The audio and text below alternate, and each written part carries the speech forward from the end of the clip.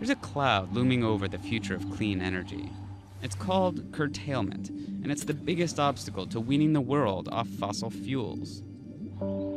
Curtailment happens when we actually produce too much wind or solar power at certain times of the day, and we have to just shut it down. But what if we sent that extra electricity into giant batteries to use when the sun goes down or the wind stops blowing? That day just might be coming sooner than you think.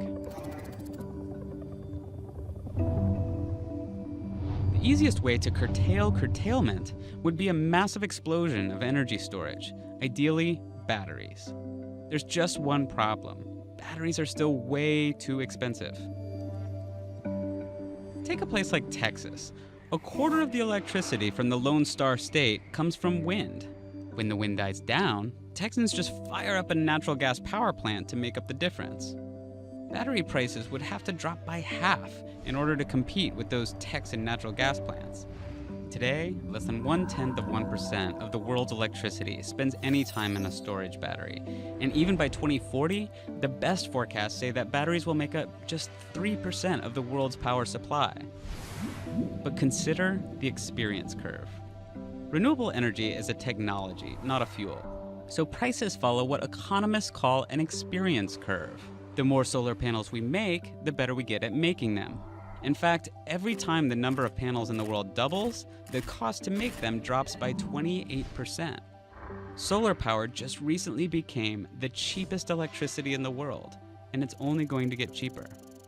And it turns out, the same thing is happening with batteries. As we build more with electric cars and electricity storage, the cost of batteries plummets. It's already dropped 80% in the last decade and could do the same in the next. Boom. At those prices, battery storage in a place like Texas suddenly becomes a no-brainer. We're already starting to see it happen in places where the electricity is expensive. In Hawaii, the rainforest island of Kauai swapped its fossil fuel power for solar plus batteries. And Tesla has made deals in California and Australia to install the world's biggest battery fields.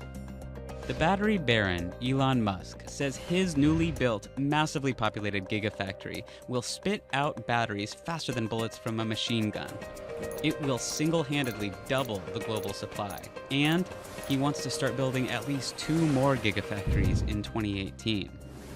But Musk is in for an arms race. Chinese companies say they'll build capacity for about 3 gigafactories worth of batteries by 2021. Samsung, LG Chem, and others are also joining the fray. Now, this is not a done deal. If the battery revolution is going to work, tens of millions of people must switch to electric cars over the next decade to feed the experience curve. But there are also new technologies coming soon, like silicon anodes, solid-state batteries, and lithium air, that could skip us ahead on the experience curve by more than a decade, making battery-powered trains, ships, and even airplanes possible.